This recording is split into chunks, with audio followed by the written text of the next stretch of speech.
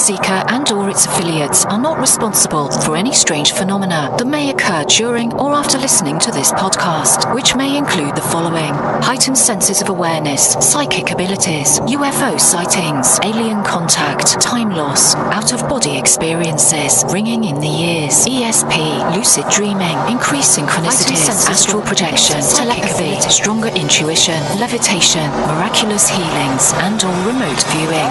Please be advised to listen at your own discretion.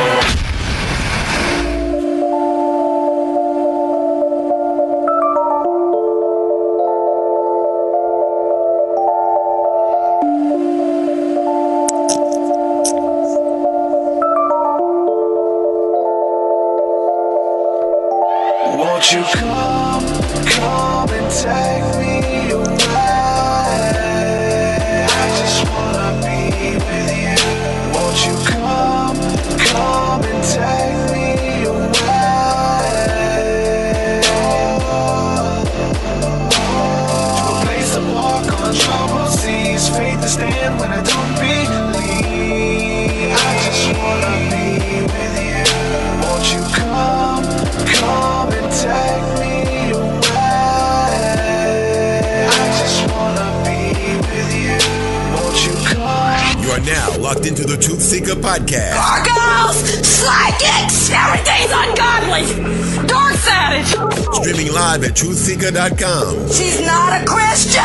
Give it up, y'all. Your portal to the paranormal, esoteric, and all things spiritual. She's tampering in dark sided stuff! And now, your host, TruthSeekah. Hey there, what's up, ladies and gentlemen? I'm your host, TruthSeekah. This is the TruthSeekah Podcast. Excited and delighted to be with you guys today. Got an awesome show planned for you. We're going to be talking about mindfulness, something near and dear to our hearts, and so this should be a really good interview.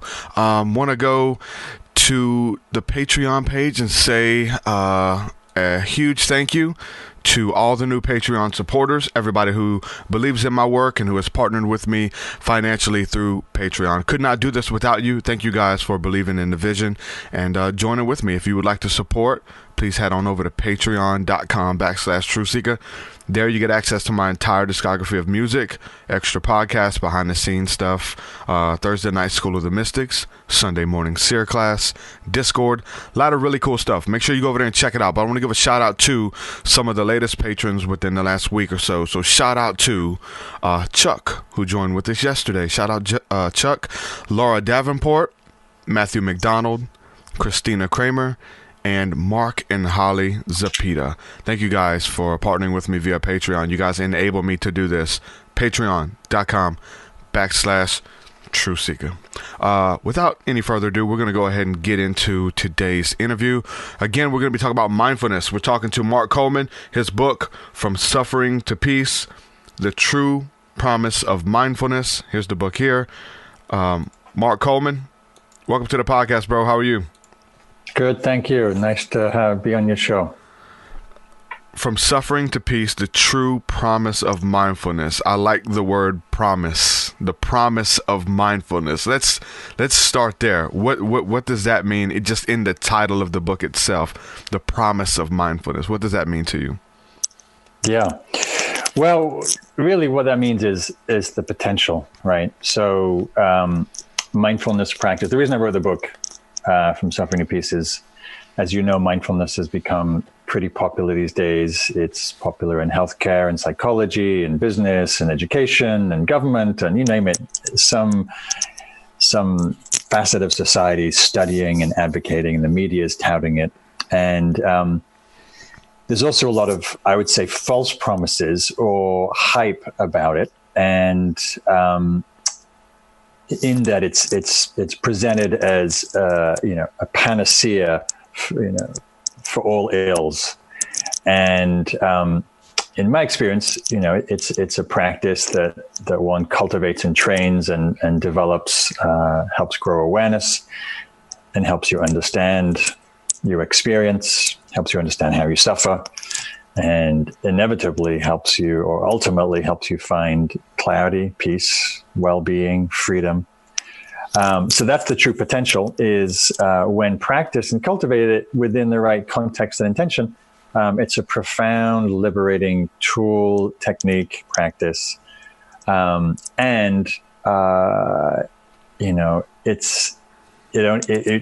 happens when we put the work in, right? So, there's often in the culture a look for the quick fix and find the easy path. And I would say this is like any deep, good spiritual work.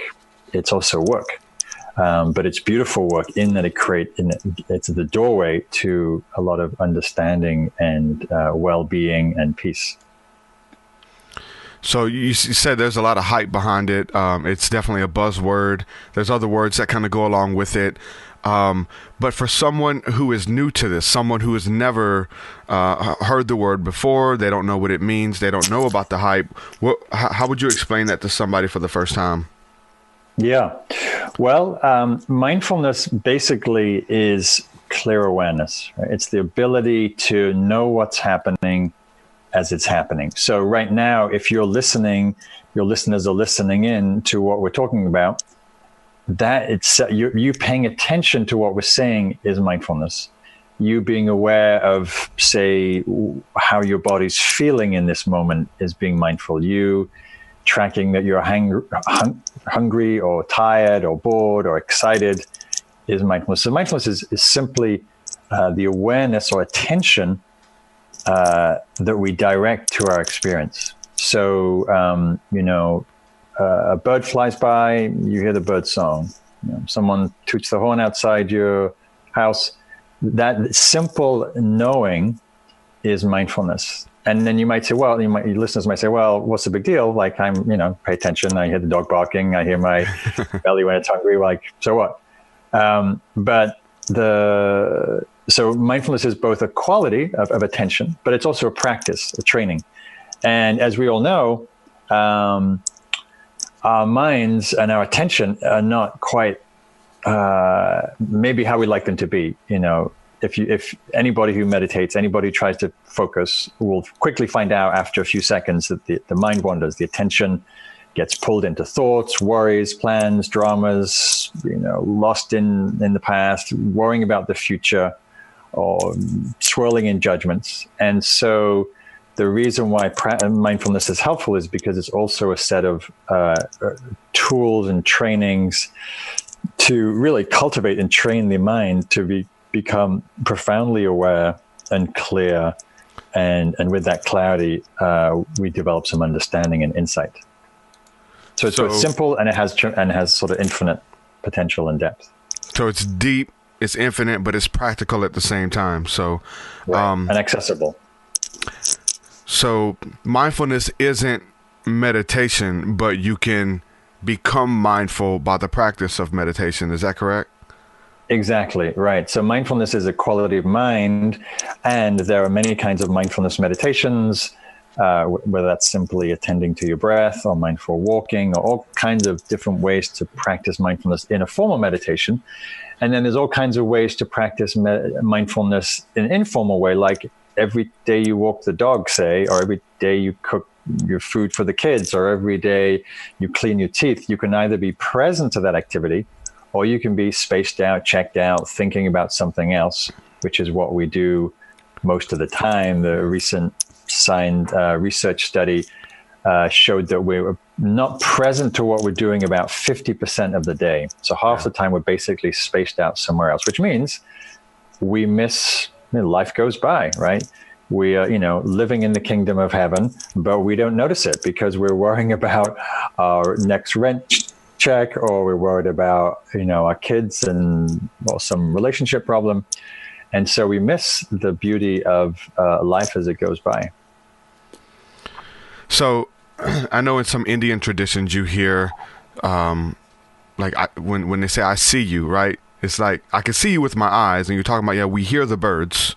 Yeah, we hear them, but we don't really, we're not really listening to their song. And in the Indian tradition, I see you, but to see you is to really honor you, listen to you where you are. We talk about the scriptures as well. Let's talk about knowing someone. Yeah, man, I know that guy. But to really know someone like on an intimate level, there's different levels of seeing and hearing, or like I said, listening to the birds. Again, it's a practice to whatever's coming into your reality, to honor it and to just give it the attention, and maybe even ask, why is it here? Why is this person in my life? And that type of mindset of becoming mindfulness, we talked about before we went live, just this a state of consciousness where you get to see the beauty in all things, and maybe nothing's by coincidence, and you just honor everything that's in your life. It could be very profound, very deep for a lot of people. For you, was there any like spiritual awakening or something you had to come to the end of yourself before you found this practice and found how beneficial it was for your life? Well, like, how did you get into this? Yeah. So I was brought up in England, in northern England. And, as a young man, I was at college in London and was very unhappy, I'd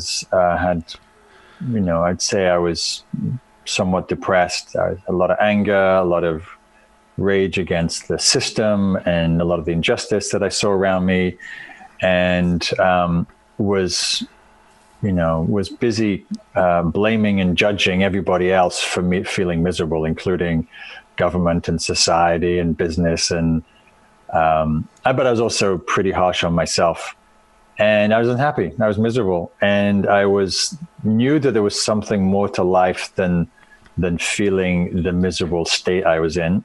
And started looking, and I was raised Catholic, but I wasn't finding the answers in that organized tradition. I looked at Kabbalah and different spiritual practices, and I eventually, somewhat accidentally, stumbled on a Buddhist meditation center, and they were offering meditations on mindfulness and loving kindness.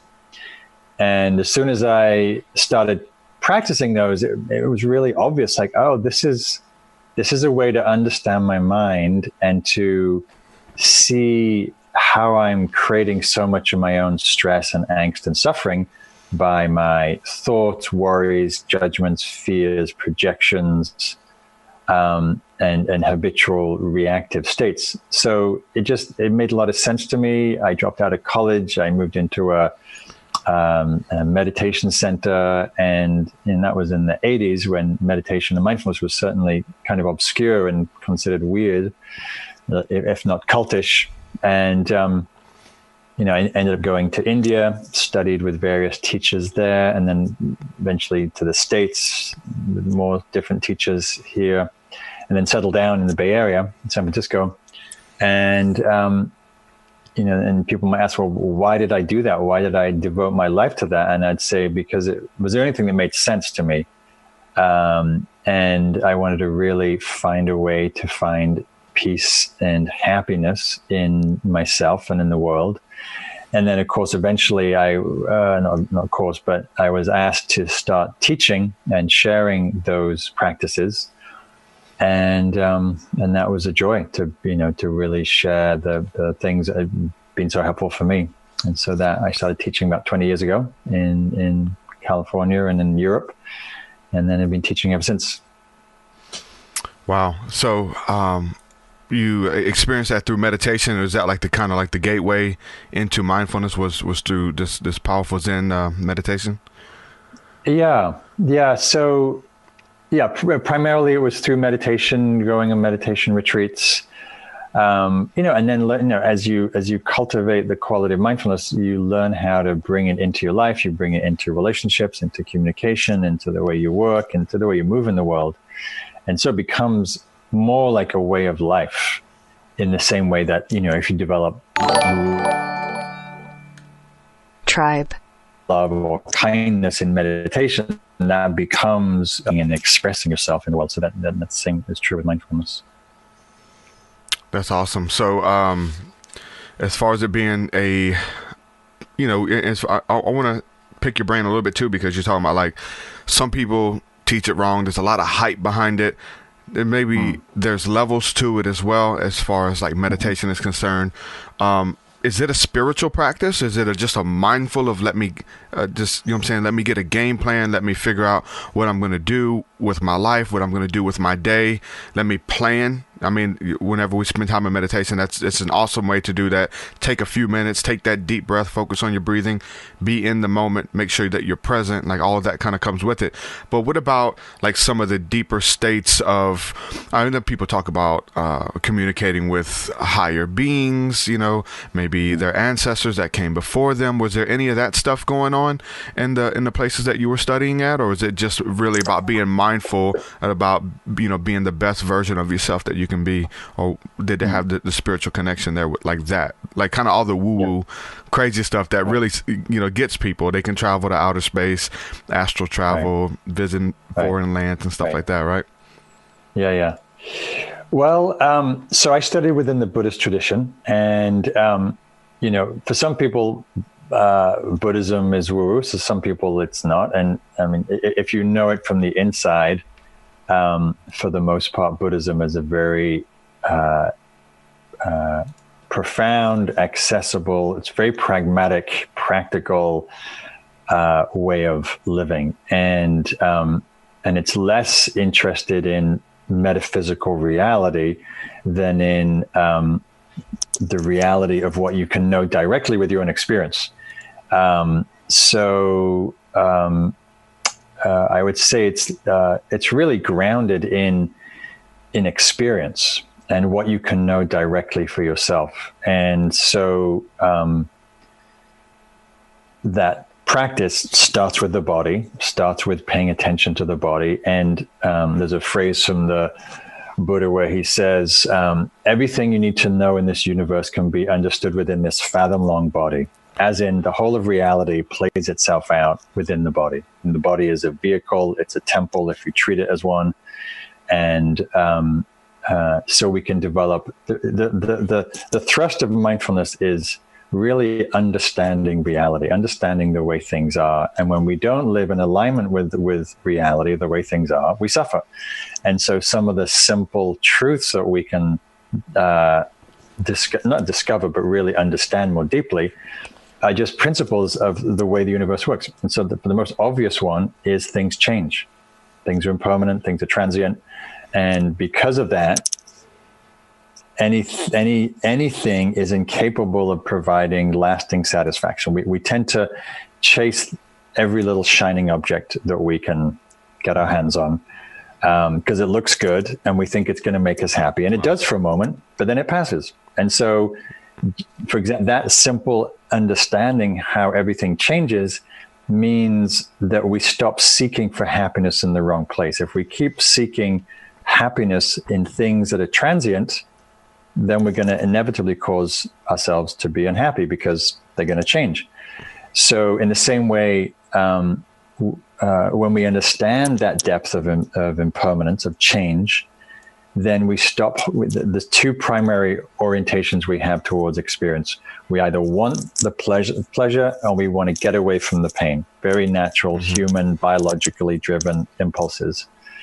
And when we start to have a more subtle attention with mindfulness practice, we start to see that movement of the mind. And every moment, we're either leaning towards or leaning away from experience. We're either grabbing, demanding, attaching, longing for something, or running and avoiding and escaping something. And mindfulness practice is learning how to stay steady in the center of all that and not be so pushed around by every little impulse for or against experience. And in that we can find peace, whether our back's hurting, whether our heart's breaking with loss, or whether we've, just become a grandparent, right? That we can both appreciate the joys and also learn to face the difficulties and find a sense of steadiness in the middle. Everybody's wanting peace, but we think peace is dictated by creating the right conditions, but there's no perfect condition because those conditions are always changing. The peace from the perspective of mindfulness comes in how you relate to experience. And if you're not busy reacting and judging and protesting and demanding life be a certain way, then you're more likely to find peace in meeting life the way it is rather than the way you think it should be. And that's a very simple but radical orientation. And mindfulness reveals how mostly we don't do that. We're busy fighting our body's pain or resisting something in our relationship. And in that, we create this perennial dissatisfaction. And then that keeps us chasing for the next shiny thing, which then, doesn't last very long. And we stay on this treadmill, which is, in Indian tradition, they call samsara, this wheel of life. We go round and round and round, not seeing the source of our distress and the way out.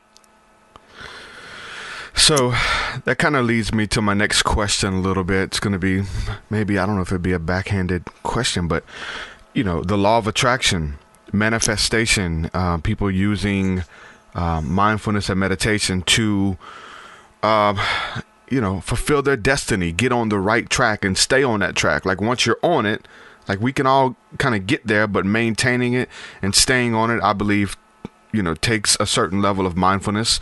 But then again, you're talking about people are trying to find maybe even their identity and things outside of themselves.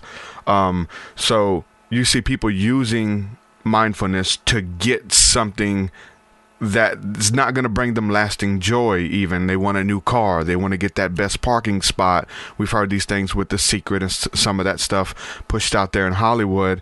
When it comes to manifestation, is it something that you should do to kind of, get that new job, the law of attraction, these kind of buzzwords? Would you need to be mindful for that?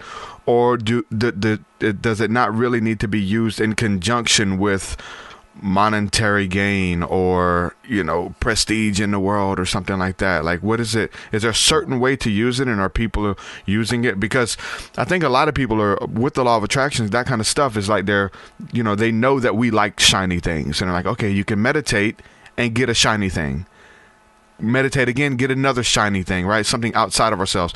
And the practice, should it be something that's within this inner peace, and then all the stuff on the outside is just going to come? How does that work with, meditating to get a job, or meditating to find a lover, or whatever the case is, just as far as being mindful? Yeah. Well, in terms of the sort of the manifesting, in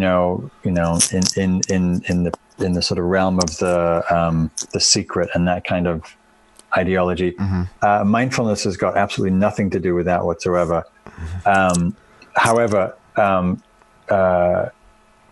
there is something that's related, which is mindfulness is about becoming clear, becoming aware, knowing yourself, and knowing what's true, and knowing what's important, knowing who you are.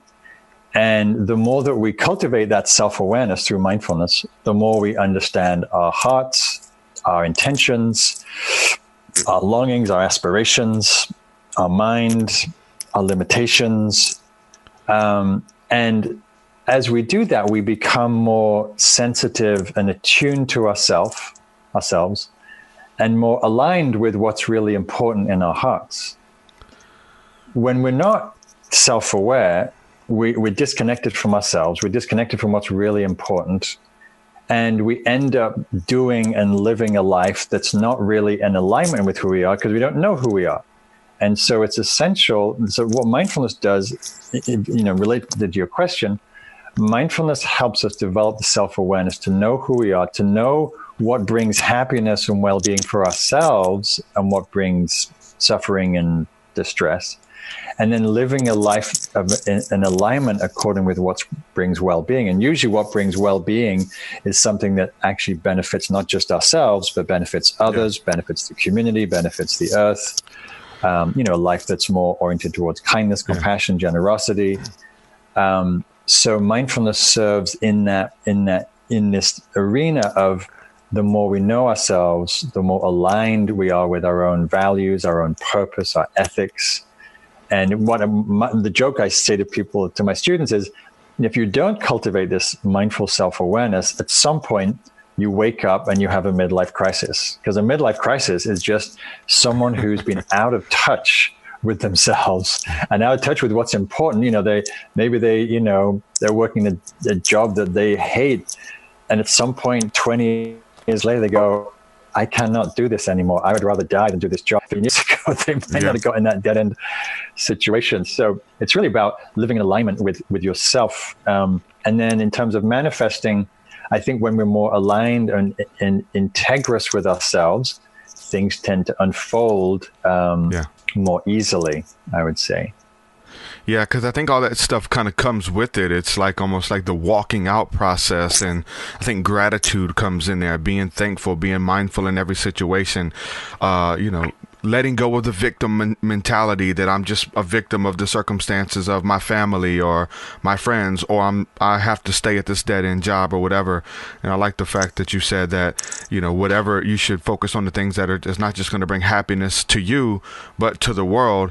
And I guess when that relates to a job, because that's really my story, had a midlife crisis, I guess, just seeing the infinite potential about what I can what I feel like I'm called to do, and then where I am now, and it's like a big gulf in between, and that can kind of freak you out. But I believe there were practical steps to manifesting that.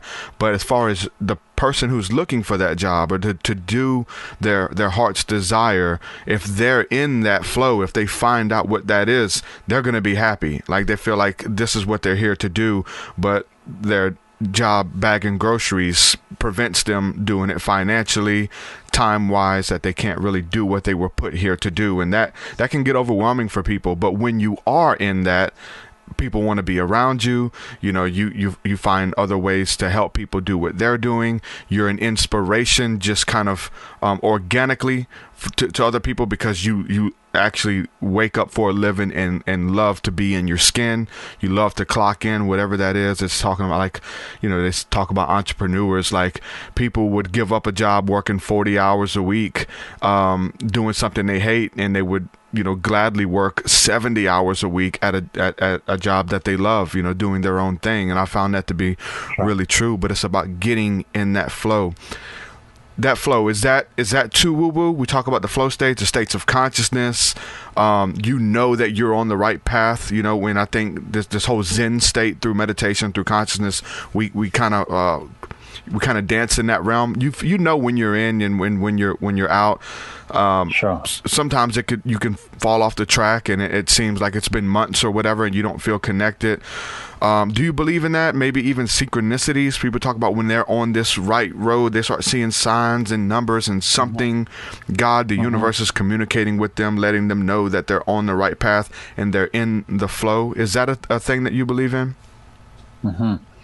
Yeah. So, definitely there's a relationship between mindfulness and flow. So flow state is, a state that's basically effortless attention, effortless energy, where you're, like Michael Jordan in the peak of his game on the basketball court.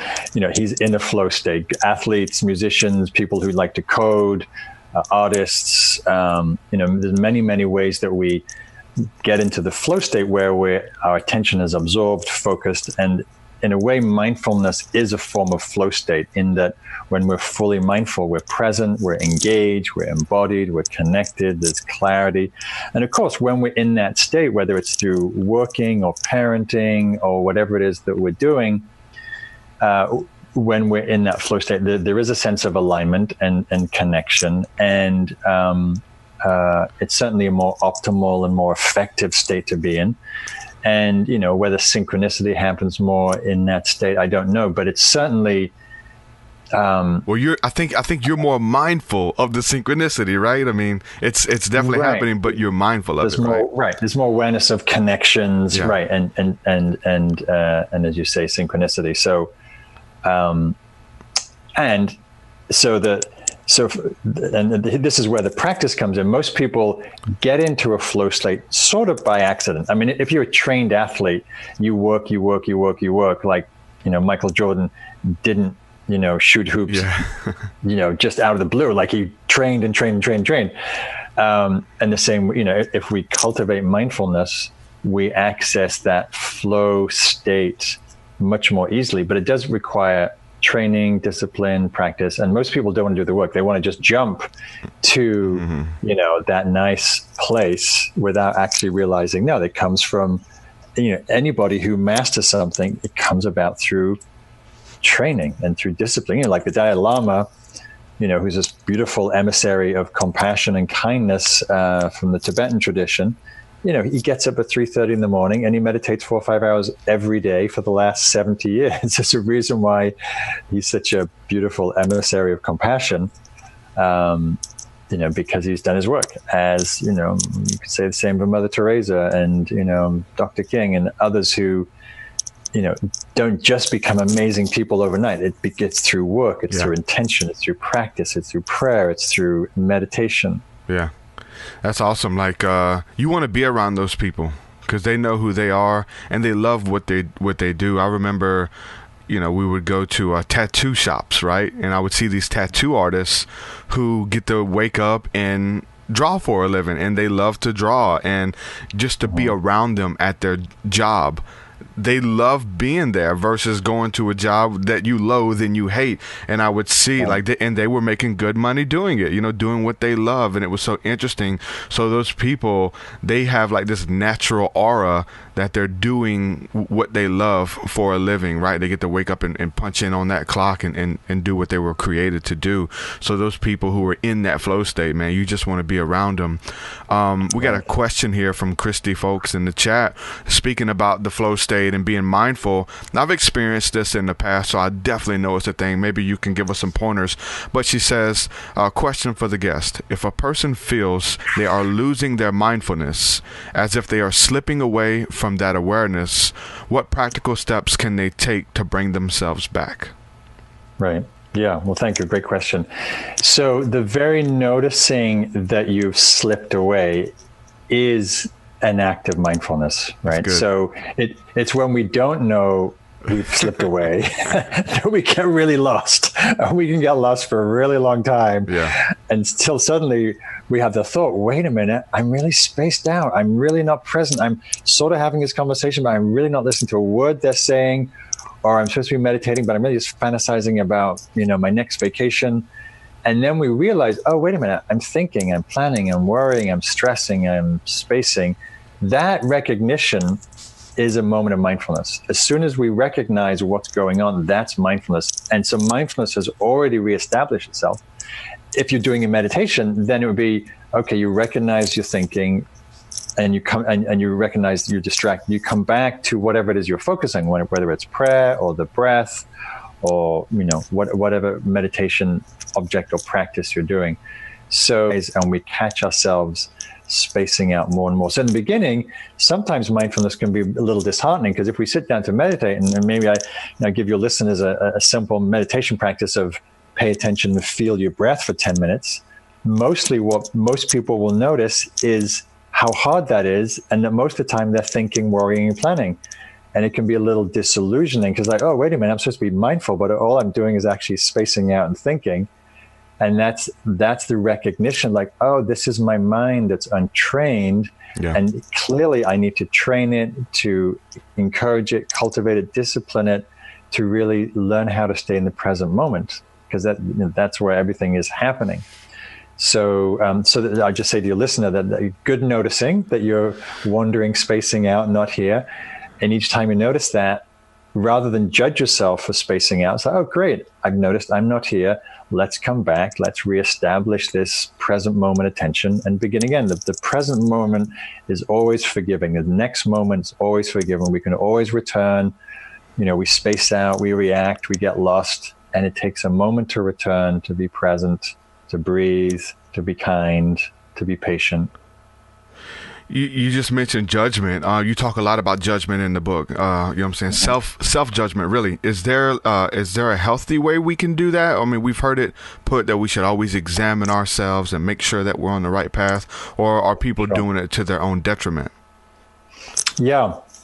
Well, that's an important point. My last book, called Make Peace with Your Mind, it was specifically a book about how mindfulness and compassion helps you free from this inner critic, the self-judging habit, which is mostly negative, distorted, destructive.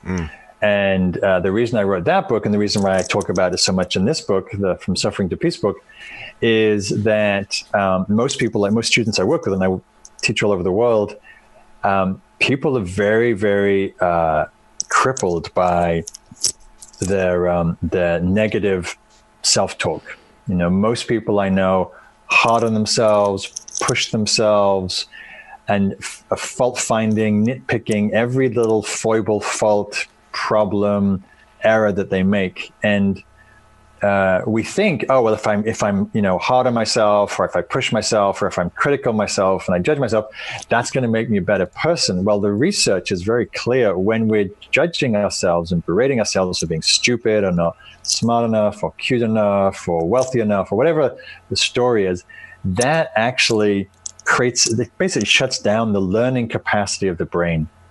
And because of that, we don't learn. Like, you know, say you have you're involved in some business and you make some financial move and it, goes south and it's not a great result. And then your critic comes online and goes, "Oh, you stupid, you fool, you should have done this, you should have done that, you shouldn't have done this." All that berating, judging, criticizing doesn't create the conditions for us to learn and improve in the future. It just makes us feel bad. So the net result of all this self-judgment is we feel shame, we feel unworthy, we feel, less than, deficient. And a better strategy is to notice it with awareness. And when I talk about working with the inner critic, I'm not talking. We have all these other qualities in the mind that are much more healthy and effective than self-judging. Things like evaluating, assessing, discerning, discriminating, where we can, we assess a situation, we can look at it, we can analyze it and go, well, that was useful, that wasn't, I'll alter my strategy and do this in the future, rather than, you fool, you're stupid, you blew it, you're a failure, you're never going to get your life together, you're never going to make any money. Right. So where mindfulness is so helpful is it catches these judging thoughts. And usually if we analyze, I'll get my students to write down their judging thoughts. And usually most of them are not accurate. They're distorted and they're very negatively biased. And if you shared them with your best friend and said, "Is this true? Am I really a loser? Am I really a failure? Am I really unlovable? Am I really never going to get my life together?" They'll say, "No, I think that's true." They might see a grain of truth somewhere about, you might need to do some things to help you be more successful, but you're not a failure. And so it's important that how mindfulness, again, the point of mindfulness is to develop clarity and understanding so we live more wisely. And we don't develop wisdom by listening to a negative, judgmental critic that only sees our negative side and not our strengths and our goodness and our positive attributes. It's good stuff. I believe it, man. Good stuff. So your book is From Suffering to Peace. What is the something that you would like people to take away from this the most? Yeah. Well, I think a few things. One is that mindfulness is really accessible. Anybody can do it. If you're breathing and you can pay attention to your breath, you can be mindful. If you're walking and you can pay attention when you're walking, you can be mindful. If you're having a conversation and you can be aware of the conversation, you and the other person, you can be mindful. And we can cultivate it through practices, through techniques, through meditations. And that awareness, that self-awareness, can help build understanding, can really help us understand what causes happiness and what causes us to suffer. And we can find ways to free ourselves from those suffering habits and tendencies and find a living well-being and peace that's really available to anyone and everyone if we do the work, if we do the practice. Good stuff. Well, Mark Coleman, I really appreciate this episode, you coming on, hanging out with me for a little bit. Thank you so much. Let people know where they can go to check out the book. Sure. Yeah. So you can buy the book on Amazon. And if you want more information about my work, I lead retreats and online courses and classes and lots of other books and resources and teacher trainings. You can go to my website, markcoleman.org. That's Mark with a K, Coleman, Coleman.org. And I look forward to seeing you there. Thank you so much, my friend. Thank you for coming on, hanging out with me. We'll have to do it again. Okay. Thanks a lot. You take care. Have a good one. Thank you. Bye-bye. Bye-bye. Mark Coleman, ladies and gentlemen. Mindfulness, practicing mindfulness. being in the moment, being ever present. You know, this some of the things he's talking about, like, this is stuff we talk about all the time, right? Being in the moment, being present, Jesus said, be anxious for nothing, like projecting your consciousness, your thought life outside of yourself, always anticipating something else that's going to go on. I mean, you do that with like shopping or retreats or, you're going on vacation. You just look, because you're looking forward to this thing that is not within you. It's outside of you. You're looking forward to it so much that you miss being present and in the moment. So we do that all the time. Or then we talked about seeing the shiny things, the things that we feel like if we buy that, then it's going to make us happy, even for a little bit, right? Whether it's clothing, whether it's a book or a video game, whatever it is, or something outside of you, you buy it. And then you immediately have buyer's remorse. Why did I buy this? It doesn't make me feel better. Or it did when you had it. It did when you was in the checkout line. And then once you get it, you're like, man, I shouldn't even have bought that. I don't even want this.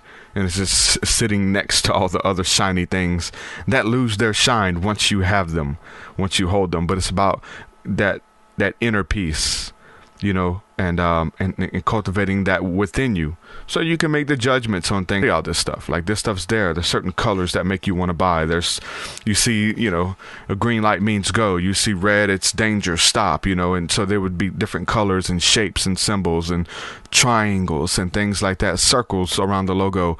Oh, if you study Freud, just the way the mind works, and you know, they're able to sell us anything. So you got to be careful. Got to know who you are. Know your budget too. Like, you know, don't just let these people sell you anything.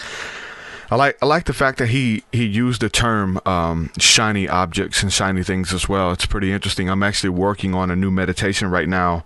And one of the experiences in the meditation is being pulled off of your course to look at the shiny things. Being pulled off of the course to be like, oh, look at this. And it's cool. You're there. And then, but you're not on the course anymore. You've stopped to check this stuff out. You know, the golden calf, Moses coming down the mountain and seeing them worshiping the golden calf. Like, hold on. You guys are so easily swayed by any cool thing that comes, by any teacher, by any new book, by any doctrine. And so there's not like this anchor. You don't have this foundation. So it's about building the foundation, and I'm exploring that in a new meditation I'm working on. Pretty interesting. Even how that came about. It wasn't my plan to write about the shiny objects, but it was something that I felt like the Lord wanted me to put in there and minister to in this meditation. So that should be done soon. I'm still writing it, got to record it and then produce it and all that, so it'll be cool. But talking about the Lord, talking about consciousness, there's different ways to tap into that stream, the flow state. But when you're there, you know, we're talking about this inner critic. It's the bad guy. It's the Satan. It's the adversary to God's will for your life, the adversary to your destiny, right, of doing good. That adversary that comes up and says, hey, you shouldn't have did it. No, you're stupid. You're this, you're that. And all of these things, you start to believe the inner critic, who really has no right to be there. But there's a level that you can walk in, whether it's learning the scriptures and understanding what God says about your life, knowing who you are, your destiny, and being on that path. And then you can reach states in meditation, especially if you're if you're goal oriented, if you set the intention to commune with God through meditation, commune with the higher self, of knowing the essence of who you really are, commune with that, get to know that. There's the inner critic, but once you get past that, there's the unbiased standpoint that you hear those thoughts about yourself, but they're lofty, they're good, they're telling you good things about yourself. You know what I'm saying? Reaffirming you, reassuring you on the good things that you're doing, versus always pointing out the bad. We beat ourselves up, and it's almost like it's someone else doing that, right? But getting in with God, or, you know, and there's different ways to do that. You basically get to look at your life from an unbiased standpoint and get critiques. Get critiques about what you're doing, what you need to change. I mean, we need the critic. We don't need a bunch of yes men, even in our head. Bunch of yes men, just agreeing with everything that we think, with everything that we're doing. I think we do need critical thinking. I think the critic is there for a reason. It's not just a bad guy. It's a bad guy if you let him beat you up and you just never approach it from the other side of just knowing that, okay, get a game plan. Why am I here? And, we talk about meditating and praying and getting with God and letting God love on you, telling you, yeah, you're on the right path. Look, I know you messed up, but keep at it. You're going to get it down. You're going to get better at it, as he's talking about. And you do get better at it. You get better at all this stuff. Meditation. You get better at when you mess up, not loathing and sitting in your mess up, just wallowing in the mud. You messed up, but you know what? I'm not going to sit here. I'm not going to live here. I'm not going to let that set me back. My setbacks are set up, for me to live my best life. My setbacks are a slingshot to propel me into the life that I want for myself. And so you look at, like, biblically, like all the archetypes and stuff. We look at, Joseph, who was in jail right before his big breakthrough, and we see all of them, Jesus on the cross right before his triumphant return, his ascension, all of these things where it looks like all the odds are against you. It looks like you've messed up, but literally your best days are ahead of you if you believe it. If you believe in and believing it is not siding with the Satan, not siding with the adversary, the critic. Side with the critic. Listen to him. They got a point. It exists for a reason. The adversaries, the monsters, the giants in your life, they exist just for a reason. Again, it's part of the contrast. You have to know. So just pretty much getting rid of all of the negative thoughts and ideas about yourself is what you're supposed to do. So sitting in that. Shout out to everybody holding us down in the chat, whether you're listening on YouTube, or should I say watching on YouTube, watching on Facebook as well, Periscope, all of the Twitch. We're streaming at all these places. So shout out to everybody hanging out with us here. Let me know if anybody has any questions too. We got a few more minutes here. Mark only had a little bit of time with us today, so we do have a little bit of time for just Q&A or talk about whatever you guys want to talk about. I'm a little tired and my voice is a little shot. Went and seen the Christian band Striper last night at a concert, so we had fun doing that. So went and seen Striper, so I'm a little tired. We didn't get in until really late, but let's see, what is Savayam Baba says, my dude, where them weed oil carts at? Cartridges at? I don't know what that is. Weed oil. Are you talking about, like, I don't know what that is. Vaping weed? I don't know. Not sure, man. Shout out to Christy folks as well. Thank you for the donation. I did get that. I don't know if I should turn the alerts down or just pause them. I forget to do it, and like it cuts off the person talking a lot of times. Let's see. Home Sauce, shout out to you. Brent says, I'm back with new perspective and superhuman, supernatural, superhero abilities, manifesting and becoming more than ever believes possible. That's what's up. That's what's up. Yeah, man, just even with Christy's, comment, man, you can feel yourself getting off. I remember doing some interviews a couple years ago, and I was just out of it. I was out of the flow. You tap into the flow state and you're manifesting everything. You're seeing synchronicities everywhere. You're seeing all this stuff happening, and then something happens, a setback happens. You wallow in the depression. You just sit in the depression, and then you sat in the depression 2 weeks, 2 months, 6 months, and you're just there, and you're like, man, so the person that you was, all the manifesting, you're talking about the superhero, all of that stuff, it just seems like it's so far away because you're out of the flow, and you don't even know if it's possible to get back in it, but it is. Do the things that got you in it. Do the first works is what the scripture says. Do the first works. Remember why you got into this, because even we talk about spirituality and the mindfulness, and this stuff is shiny when it's brand new. All of this is shiny. These new teachers, these new speakers, the new lecturers, all of these people, it's shiny. It catches your attention. You learn, all things are new, but then eventually, like, the newness wears off of that shiny thing, which is spirituality, which is anything really. Once you've been there long enough, you get used to it. You need new things to stimulate you, or whatever the case is. And so even doing something good, you can grow weary in well doing. You have to remind yourself, okay, why did I get into this? Why am I here?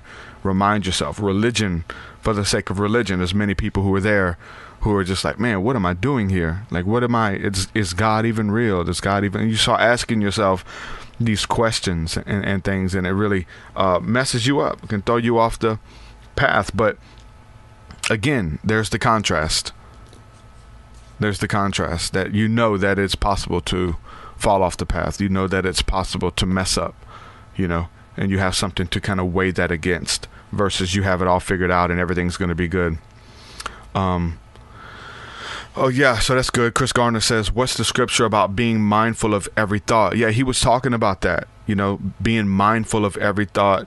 And Panda answered him in chat and says maybe the one that talks about taking thoughts captive. Yeah, it talks about taking every thought captive, and especially the ones that exalt themselves against the knowledge of God, against the knowledge of Christ.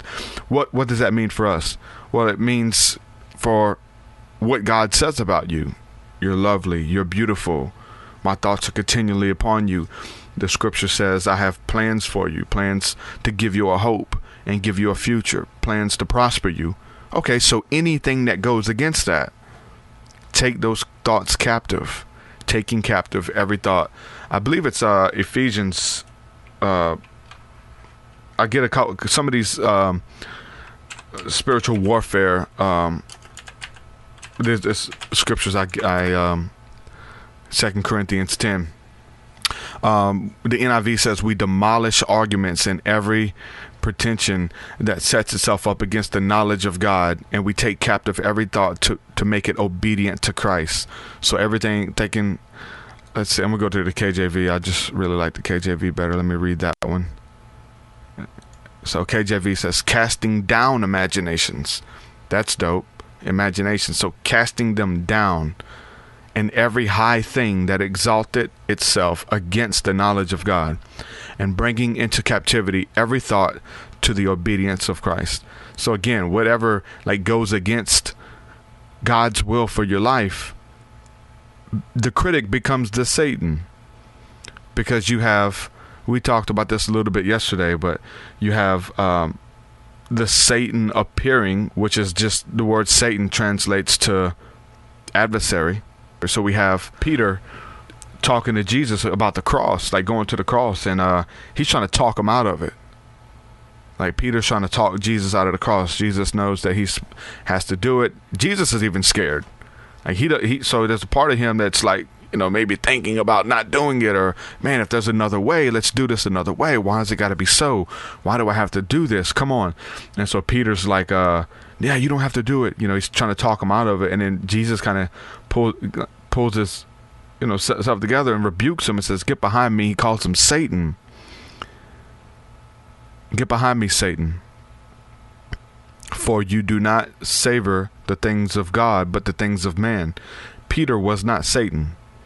But Peter was acting as the critic, as the adversary, because he was bringing something contrary to the will of the Father, against the will of the Father, to Jesus. And so we can play the adversary. We can play the Satan. And many people play the Satan. Many people play the Pharisee. You play many roles in your life, and at times, depending on the circumstance and the situation for that person, you can easily play that, and that Satan can show up in many forms in your life. Not saying that that person is Satan, but they're being, if you want to say, used of Satan, or them themselves are being an adversary, going against the will of God for your life. Chris Garner, we're talking about here, he says captive. That's it. We had talked about that before. that's good. Let's read that again. Casting down imaginations. This is 2 Corinthians 10:5. Casting down imaginations and when you study the Bible in mind, man, it'll blow your mind. I mean, you get any Bible software. eSword is a free one that you can get, and just go on it and type in mind and read all the scriptures about the mind and the battlefield and the war that is in the mind. And but casting down imaginations and everything that exalted itself against the knowledge of God, and bringing into captivity every thought to the obedience of Christ. Talking about the captive, bringing in these thoughts to the captivity to obedience of Christ, because if you don't, those thoughts will take you captive. If you don't take those thoughts captive, they will take you captive. You start to believe things that aren't real. You start to echo the lies. You hear other people saying things about you. That's a big one. And that you hear the critic speaking, not in here. You hear him speaking through other people. You hear him speaking through Peter. Yeah, don't do it.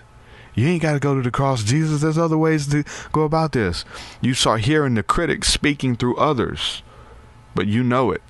You know it, and you can take it captive. If you don't, those thoughts, those ideas will take you captive. You begin to believe them. Repetition reduces resistance. If enough people start saying it, even about you, about your family, whatever it is, you begin to believe it, and you begin to cast off restraint. You don't even fight it anymore. And it becomes what we call an ungodly belief, and you've accepted it. Months, years go by, you're on to new things.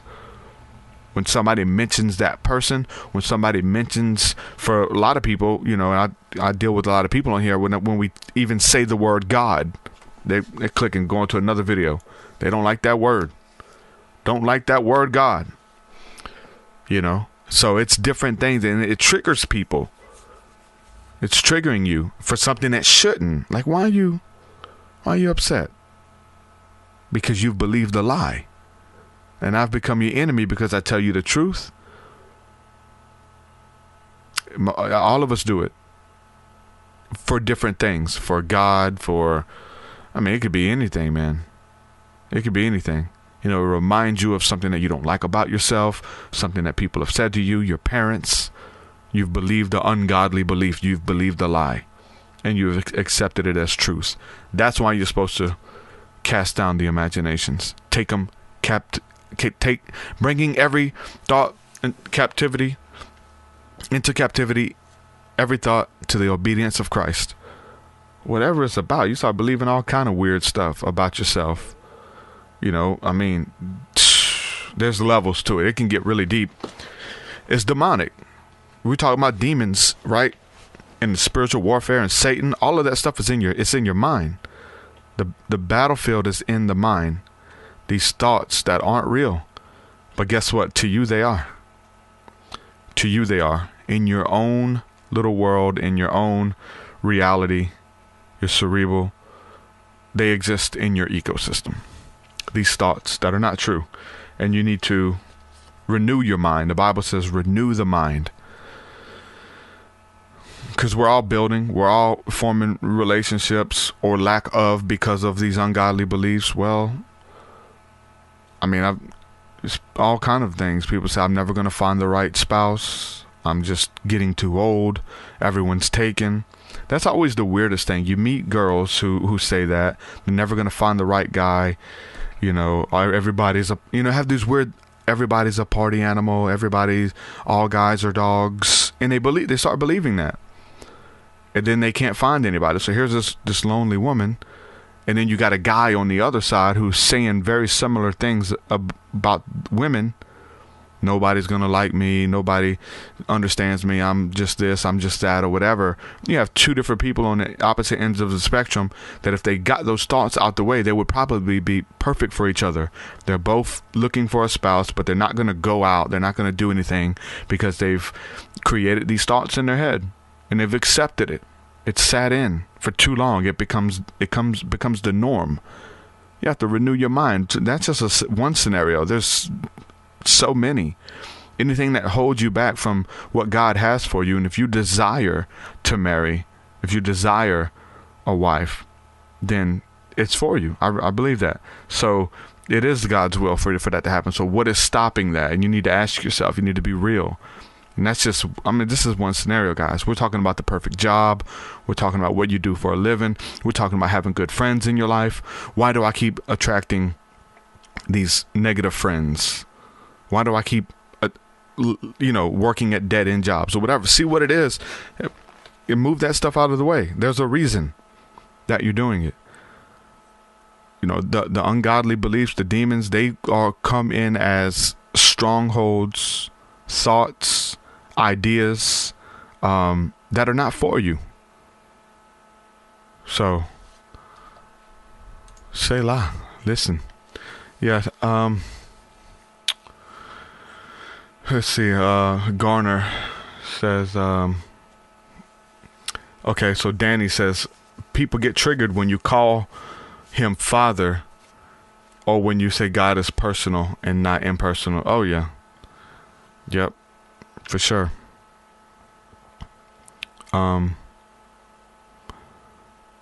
Chris says, then we look at Tibetan Buddhism and meditating on goodly thoughts or godly thoughts. Not sure what you meant there. Yep. Taking every thought captive, man.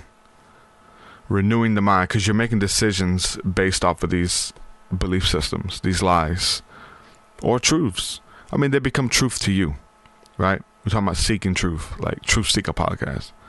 It becomes truth to you because you've believed it long enough, and that's your truth. Not saying it's real, but in your mind, in that ecosystem of your brain, it's real. All people are this. All Muslims are this. All black people are this. And trust me, they're out there categorizing, making those judgments about other people. Yep. So anyway, really enjoyed this podcast. Good talk. Mark Coleman, his book, From Suffering to Peace, The True Promise of Mindfulness. You guys know I usually go back to the scriptures on a lot of stuff that people are saying, and there were so many that were dropping there, so I kind of covered a little bit of it. What is the scripture in Matthew? It says, take no thought what you're going to do tomorrow, but just focus on today, for tomorrow has enough worry in and of itself. So figure out what you're going to do today. Quit worrying about tomorrow. Quit worrying about the past. Focus on today. You got everything you need today. That's the whole thing. Again, we talked about this with manna in the Bible. They only had enough manna for that day. Like this was these wafers or whatever people want to say it was, mushrooms or whatever, that were on the ground, wafers, that they had to get that morning, and they could only gather what they needed for the day because it would turn moldy, it would go bad, right? And you needed that bread. Give us this day our daily bread. You needed it for that day, not for tomorrow, but for today. And it's you need to understand that you have to focus on today. Why? Because that's what being mindfulness is, or being mindful is. Focusing, paying attention for today, not tomorrow. It's easy to project yourself outside of yourself. It's easy to do that. Again, The True Promise of Mindfulness by Mark Coleman. Make peace with your mind. I like the word promise. Promise is good. Stand upon the promises of God, as we call them. I really believe that's universal law, and they're good things. If you do good things, right, comes back to you. You do bad things come back to you. So, with that, I'm gonna say peace and shalom again. I appreciate you guys hanging out with me. Patreon, it's pretty cool. Patreon.com/TruthSeekah. All my music getting ready to put this other album out, trying to do some finishing touches on it, waiting on one track. It's going to be just a small EP. I think it's only 3 new songs. So it's going to be 3 new songs as far as I know, unless I get an inspiration to do any more. But then I'm going to take some other songs that were featured on other projects that kind of fit the aesthetic of the album. So the ESP EP will be available soon. I think there's 2 tracks available on the Patreon right now, so you can go over there, check that stuff out.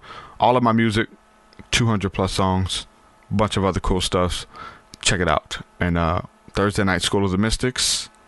Sunday morning, Seer class, really good. Again, I'm working on some more meditations.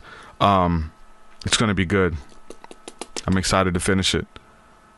But I'm having to eat my own words because the meditations usually come quick, right? When I jump into the flow state, as we're talking about, when you're writing, you're in that flow state, you're receiving from God. But then it's just something that's kind of been drawn out. I've only been able to sit down and receive a little bit here and then receive a little bit there. So it's actually being drawn out a little bit.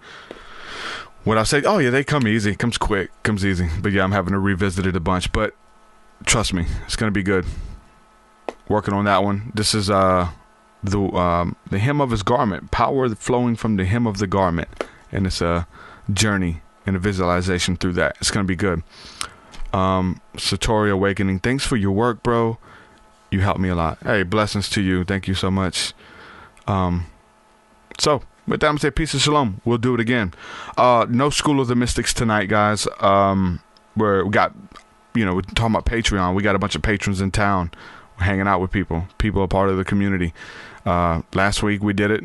Doing it again this week. So yeah, look Sunday morning. We're going to do the Sunday morning Seer class if you're a part of that. If not, check it out. All the info's at my website, and it's on the Patreon. So with that, I'm going to say peace and shalom, guys. Later. Your way so much higher than mine, so much higher than mine, so much deeper than mine, so much deeper than mine. Well, that does it for this episode, folks. To hear more episodes of the TruthSeekah podcast, head over to TruthSeekah.com. And if you're wanting to support the show and get rewards, go to our Patreon page at patreon.com/TruthSeekah.